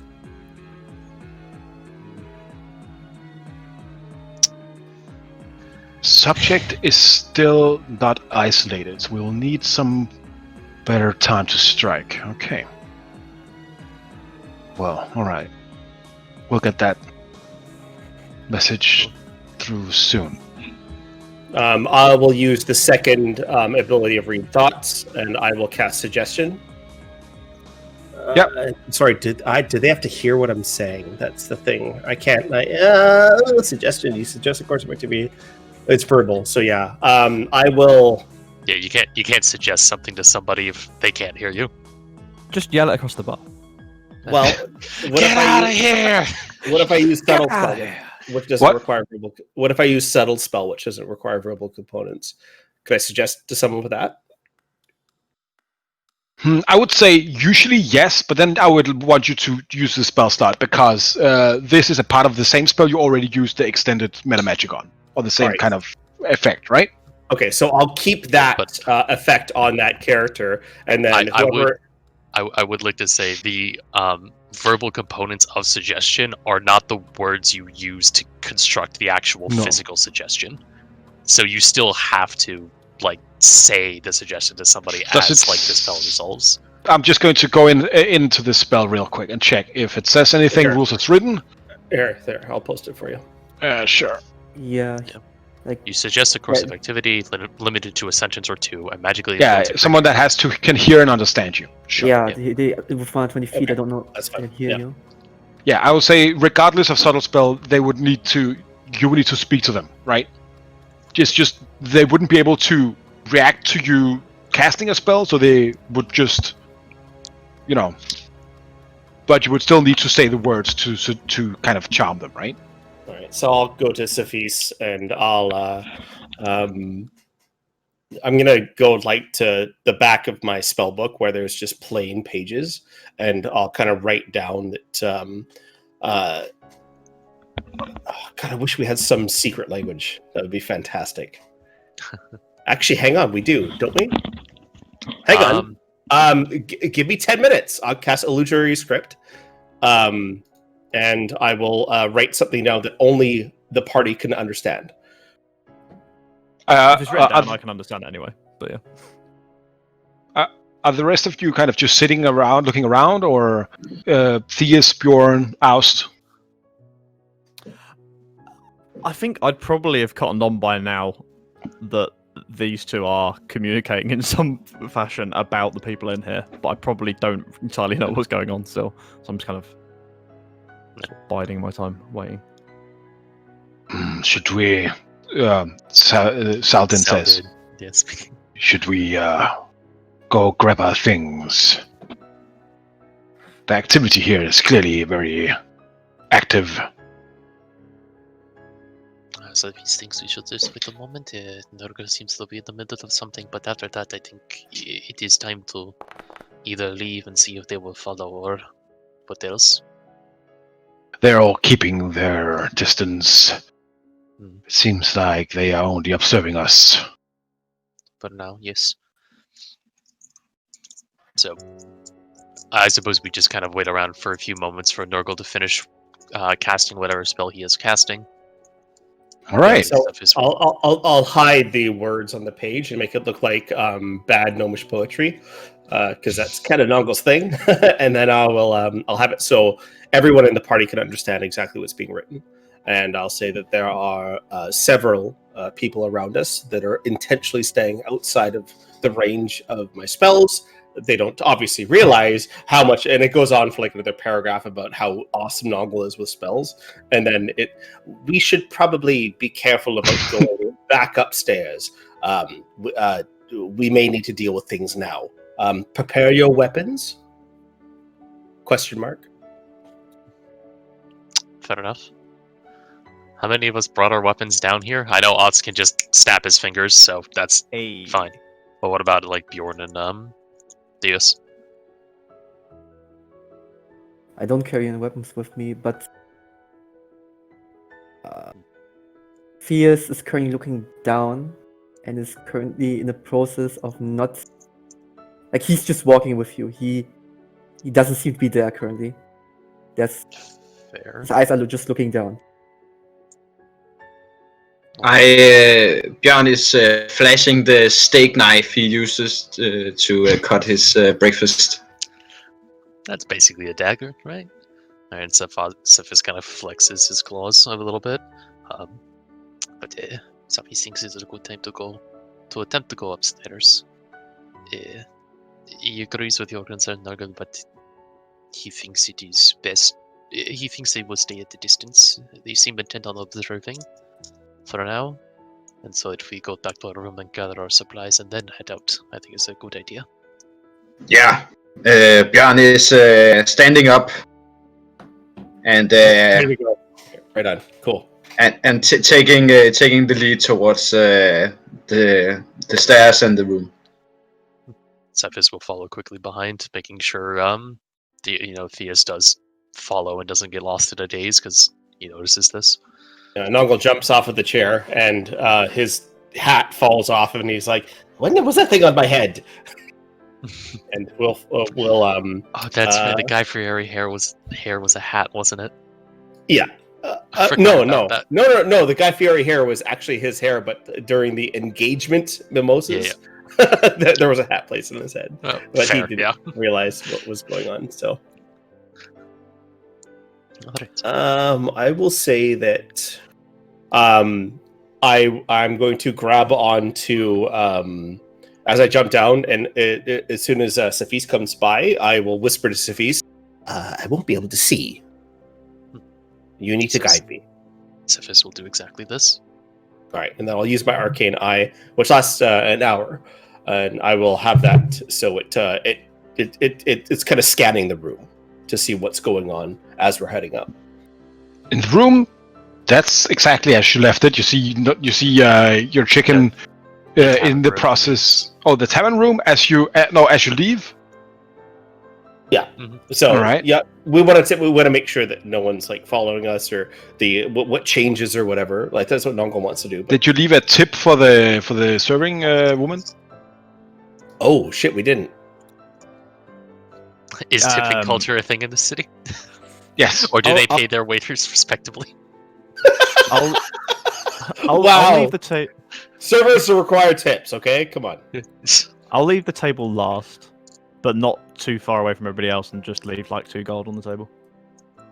All right. Then what you see is after Auster leaves, when she comes and cleans it up, she takes the 2 goals and she like her eyes are big and she just pockets it into her bosom, and the things are like she cleans up the table and she wipes it down, and some people are going on, and after a few minutes, a family is sat down.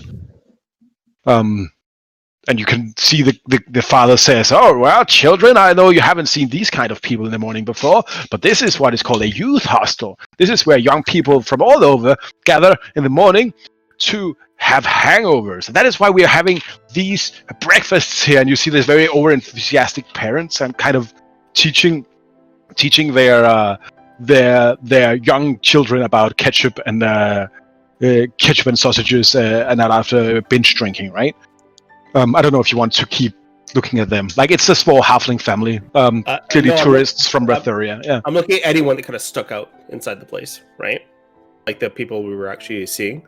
You see, after you leave, like they stay put for a second, and then they like kind of empty the rooms, right? So they relocate. So they are not. So I want to follow one of them. All right. But I want to follow one that seemed to have been talking more. You'll give me a perception with advantage, and I'll roll a stealth for this guy. Okay, perception with advantage. Just to see if he loses you without knowing he has to lose you, right? 18 for 25. All right. You follow this guy up through one of the. And I'll make sure the arcane eye is looking at his face the whole time, Yeah. so I can hear what he's saying. Give me an Arcana check. Arcana. Yeah. I suck at these. That is a 11 for 26. The face doesn't look right. It looks like a face that someone is not used to kind of wearing. It doesn't look like there's any natural kind of mannerisms, or this tells you something about some kind of disguise, or even arcane kind of disguise, right? It's like you've probably been under the fate of the disguise self spell once or twice, and it feels weird, right? It feels like wearing jeans that is not suited for you. Okay, Nongol will, even though he can't see Saphis, quickly. They'll start patting Saphis like on the thigh or the ass or whatever because he's so small. Just and then you see the face changing first into like some kind of metal mask almost, and then into an old lady as he just walks out of the, or she now just walks out of the Ale Scale Tavern in just down the street. I'll keep the arcade eye following. Yeah, all right. But as I'm walking up the stairs, I will cast See Invisibility, because that should work with my arcane eye. All right. And I'll like kind of try to rush Saphis up because we need to talk. Yeah. Cephis will continue to follow with the rest of the party, pulling Nurgle along a little quicker. As we all hopefully get into our room unhindered. Doesn't seem to be any invisible things, though. Right now, the lady just keeps walking for a bit. How long do you want to follow her for? For at least an hour until my spell ends. So the rest of you... I cast the spell, like, I would say like a minute or two before the actual guys disappeared off the mezzanine. So I will continue to follow as much as I can. But I want to tell the party what's going on. All right. So what are the rest of you doing while Nongo is spying on the spy? Cephis would go to Theus and maybe try to ask him more about like these assassins, and if we do in fact suspect them, like what are they capable of in like a very literal sense. Yeah, so Theus, are you with us? You seem out of it. What? I'm fine. Are they still Okay. following us? Wait, where are we going? And We you are see back like up. his eyes are glazing over. Can I roll an insight check on Theus actually? Like, is he scared, confused, or like maybe under the influence of something? Make an insight. Alright. Let us see. Insight check. Oh. I can't roll my insight because the dice that I've rolled. Okay, they're there. 23. Okay. Very scared, but in a like when people are traumatized in their life, they tend to react very strongly when they're confronted with the source of the trauma. Right. Okay. Fear's So current attitude seems to be very much influenced by strong fear, and like currently he deals with that by retreating into himself. okay. Then. So noting that, Sophis will say, yes, if you can, could you tell us more about the capabilities of these assassins, what their individual agents can do? Apparently they can shift their positions. Can they do much else besides that? Yeah, it appears she's purchasing some bread. It's outside, right? Somewhere safe, somewhere where we're not seen. We're currently in our room. Are there any like cafes or coffee shops at street level outside? Yeah. Like sort of. I'm gonna. Let me just check something. Yeah. Okay. I'm gonna go downstairs and just try and get a coffee somewhere. Out on the street. Keep an eye out. I want to be either 120 feet away if possible, if not 500 feet away from the suite, both vertically and horizontally. All right. Can you repeat that again? So I'm completely sure of what you're doing. Basically, I just want to be. Sorry, go on. What were you going to say, Noggle? Don't leave. I have eyes on them right now. As Noggle looks up to you, his eyes are completely white. I can see exactly what's going on. You have eyes. You have eyes on one. I do. I just 15. What I want to know is I want to just check what happens if one of us leaves, but not Fierce. Someone keep an eye on us. I'm not comfortable with you heading down there alone. Seldom could likely just keep an eye out through the window, and if things go wrong, we can jump out through the window.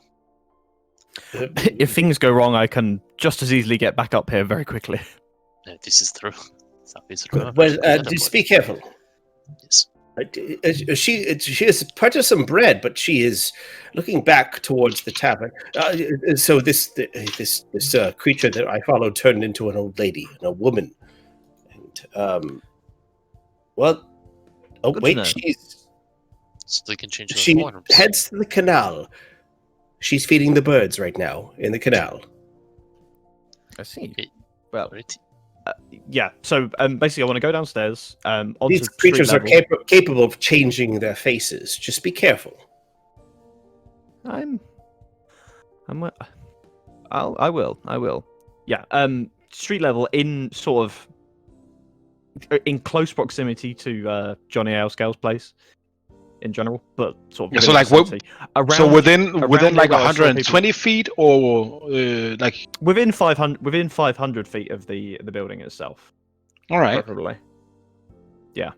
And then if I find somewhere, I'll kind of sit at a table, order a whatever fantasy cappuccino is, and I'm just gonna sit there, and then just pull out some saffron, kind of sort of rub it on my fingers, and then just rub my eyes and cast True Seeing as well on myself as I'm just sat down there looking around. All right, some paranoid high-level players here. Interesting. All right, so is it paranoid when you look out in the morning and see 11 people spying on your bedroom? Like, is that really paranoia? I don't know if that's paranoia or not, but yeah. I get a magic post-it note saying watch the rooftops. yeah, especially in a city where 2 of the 5 party members have massive clandestine organizations out for their throats. Theus, were you going to? Theus and Saphis, though, you were talking while this is happening. I'll make sure to bounce around this a little bit, yeah. So yeah, seeing that Theus is clearly very distressed about the goings on. Cephis will still try to kind of get a little information out of him, but he'll be gentle about it. And if Theus seems like super just deep in his like mind right now, he'll back off a little bit. But so Theus, you think these might be these assassins because of this teleporting through the black smoke, but can you tell us what else they can do in a very real sense? Or what are they trained in? What kind of magic can they use? To go somewhere safe. They have eyes everywhere to face. No. Don't you see? They're just looking at us. And we have to go somewhere safe. They're everywhere. They're everywhere. Can't. They are not here in this room with us. You are safe in this room. He points notably over to Bjorn. You are safe with Bjorn. So, it's okay, Theus. I'm here, Theus. And Cephis at that point, realizing Theus is very much like having a moment because of some stress, will back up and kind of go over to Bjorn and just, Cephis thinks you should stay very close to Theus in the coming days. It seems that this is very much bothering him, and that's likely you would be a very good bastion of safety for him. Good idea. Don't you think, Cephis, that we should either go to a place where we have more a battlefield advantage, or go and solve our job and get the hell out of Dodge? This town is maybe not as great as I first thought. If Cephis did not have personal, well, suffice to say, Cephis will not stop you from leaving, especially will not looking over at Theus and seeing the nervous wreck the usually very joyful, boisterous Bard is. It will not Yeah, he's currently stop. curled up in a ball. Oh Jesus, he's like in a fetal position. Okay, Christ. Cephis will not stop. He understands that this is very much his personal business. That he is why he is here and why the party is here. Cephis will not stop you from leaving. He especially will not stop Theus from leaving, or Nurgle from leaving, or us from leaving, who all have missions elsewhere. But Cephis has family here. He needs to protect. I said it before, Cephis. I understand the importance of family.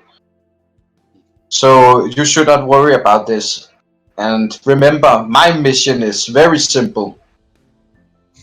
I am not to allow you to die. Yes, And Theus, I think he will find his joy again. Don't you worry. So that's my proposition. I think we should finish business as fast as possible before all of these eyes is descending upon us. Cephis agrees, but for now, I suppose we should wait till Hosta returns to see if they give him a message, or if they are waiting for one particular member of our group. I hate all of this cloak and dagger shit. I go and bow down towards Theus. Could I offer you anything, Theus? A drink, maybe? Something to take your minds elsewhere? If anyone wants to currently get through Theus, make a persuasion check. Or persuasion, yeah, or any charisma based probably if you want to lie to him, intimidate him. Like he's so far gone currently, because I rolled a 7 in my wisdom save, so he's currently pretty far gone. Persuasion, you said? You can decide if Bjorn gets advantage on his persuasion roll because he's Bjorn. He is my friend, so.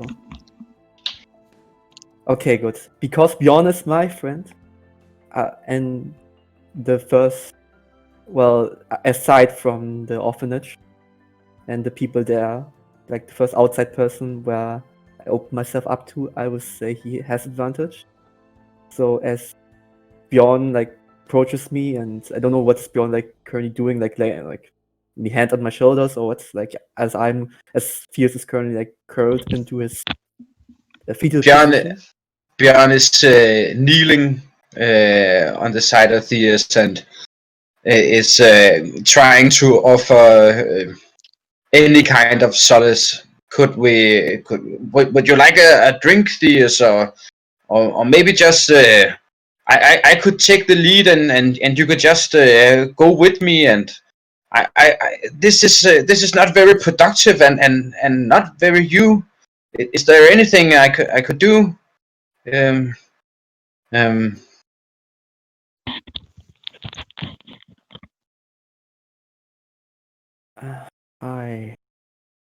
But I will make a private roll. Just want to check something.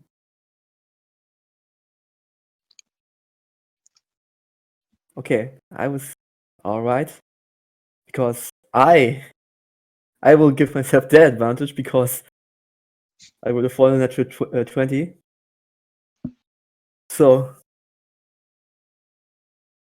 can you call everyone? I think to survive this city, we need to understand where we are currently standing, and I think they should be aware that I'm currently a danger to everyone.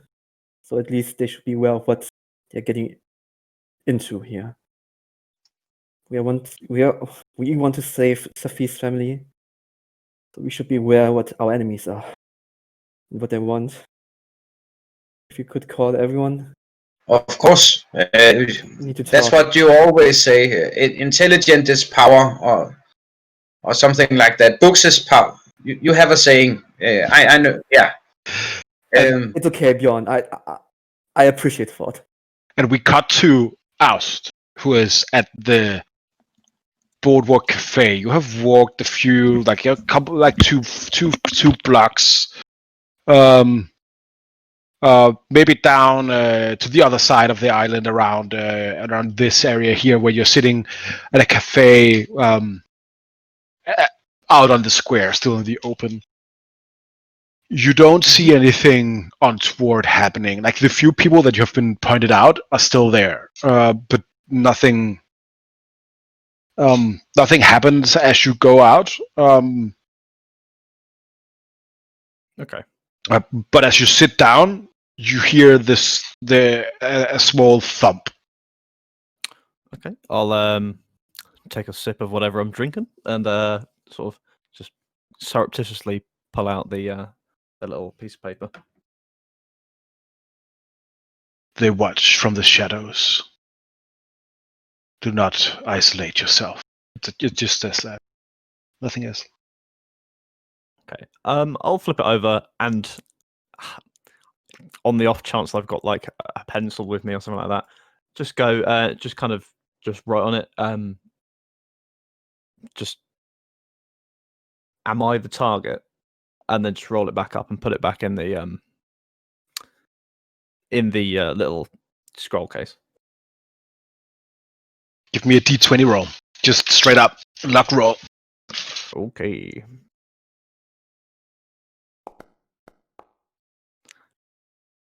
$20. Natural 20. I've only rolled 20 so far. Makes change. You hear a small hum. Not from the blade itself, but inside of you. As the words not heard, but more felt, more experienced in the deepest corners of your soul. They fear the shard.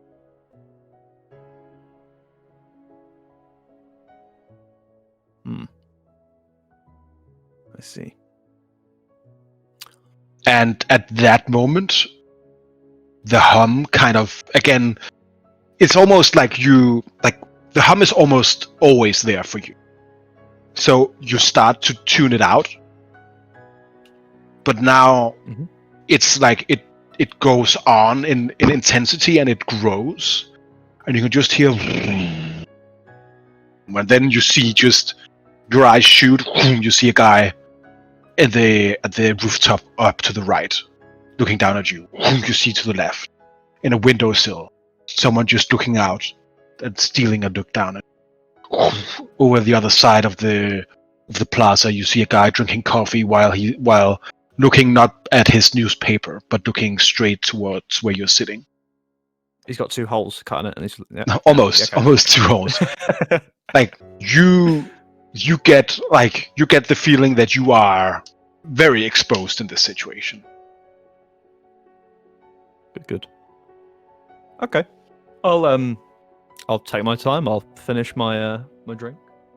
Get up, leave a gold piece on the table, brush myself off, and then walk back to the Johnny Ale scales, and then walk back up to the room.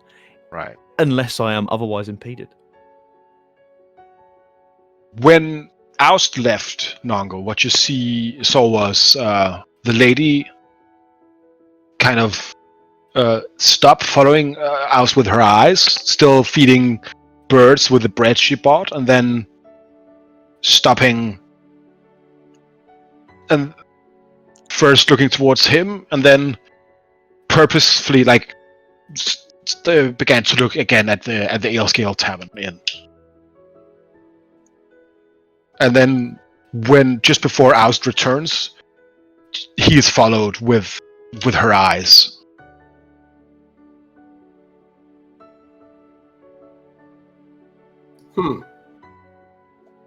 And Oust, you return to the. Before Oust returns, I'll tell Safis what's going on. I think you must go and see Oust right away. The attention's been turned directly towards him, though he is just sipping tea or whatnot. But get to him quickly. Safis will do this. And, before he does, when you say quickly, do you mean in an emergency or with decent speed? Decent speed. There's no emergency yet, but there could be.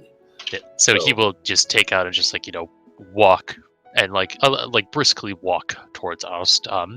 If it was an emergency, Safis would have just dead sprinted at the speed of Tabaxi Rogue at 200 miles an hour.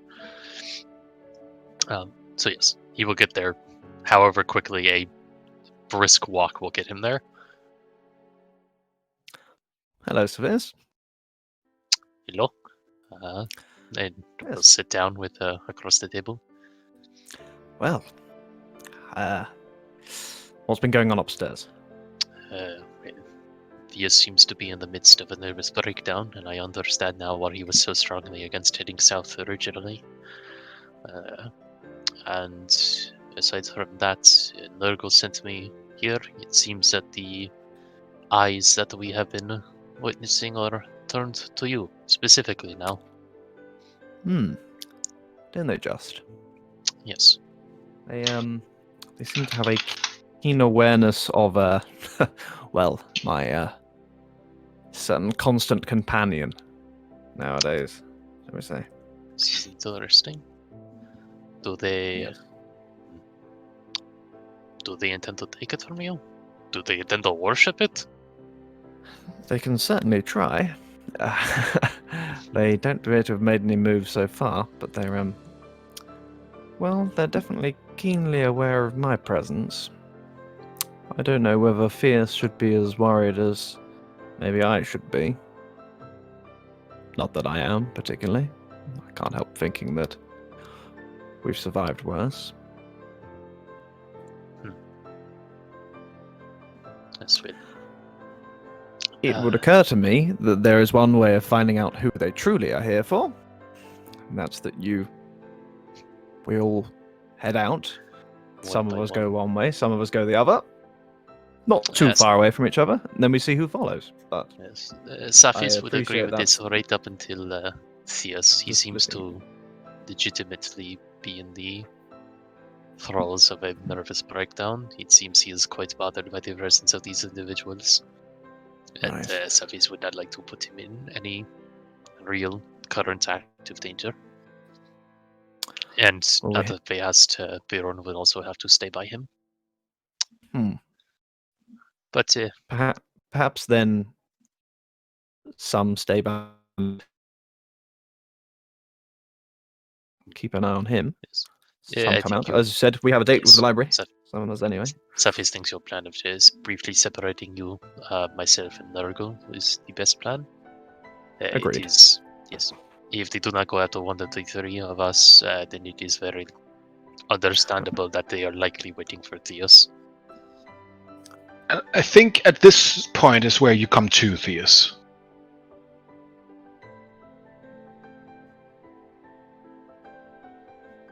Is everyone gathered? Saphis and I all think- stirred out of the think so. room, but aside Yeah, from that, yes. We can make our And- way back up though, if needs be. Yeah, sure. You probably wouldn't leave at this point, guys. I think Austin Saphis would likely go back to the room at this point. It's more or less why Saphis came out here to go and fetch Ost. Yeah. Yeah. Precisely. So we all return to the room and have gathered. Alright. Guess I don't know where to start. I think I have to start with me. So I can come clean. We know. So everyone knows here. If everyone fine to hear my boring story. Please go on. Please, we are all here. Yes. Whilst we appreciate that you're a storyteller, I feel like now is the time for the hard facts. It seems like we have a degree of attention on us in the city, and we need to get to the bottom of who it's for and why. Shall I? So please. Excuse me, but shall I continue watching those who follow us, or? You can listen at the same time, is that correct? Yes. To us, I mean, not to them. Yes, I could listen. Well, I mean, if you can multitask, then I don't see any worry. It'd be good to keep an eye on them, just in case they make a move while we're doing this. Very well. Just give me one moment. And Nongle grabs his crystal ball, and he will cast Scry on the target. Also, I've Right. still got true seeing on. So if there are any gloobs of any fashion in here, There's Um, not. then cool. I still see invisibility up as well. So yeah. Oh yeah, but you're looking for okay, nice. So I don't know where you'd see them as well for the moment. So I was checking. Right. So I'll cast Scrying. So I have not necessarily met the target. You know that I don't know how you want to work this save, but the DC's 17. Roar. With their roll, your scry fails. And I have subtracted, or like I would just make it like a straight roll here. So Okay. Noggle it seems pretty upset and will immediately cast Arcane Eye again. Like, way to waste a 5th level spell slot. Damn it! I'll cast Arcane Eye and I'll chase the target down. all right. But the entire time listening to what's going on. And I think before we get to the revelation of Theus, we should probably take a break. How does that sound, everybody? Okay. Yep, this Sure. will take a while, so better to take for everyone. To Yeah, but it's a break. All right. So I'll say I had some dialogue here prepared, if that ever comes to it. I thought, perfect. Perfect. And now I'm giving you 20 more minutes to make sure you have the things precisely as you want it. Looking forward to this. I hope all of you watching out there also are. So thank you all for watching, and also I see both Juno and Jenny is in the chat, if I'm not mistaken. Hello to you. It's great to have you watching. I'm looking forward to seeing you all again in 20 minutes. So we'll be back on the hour. So everybody, take care and enjoy the tunes of Michael Gelfi while we are off. All right.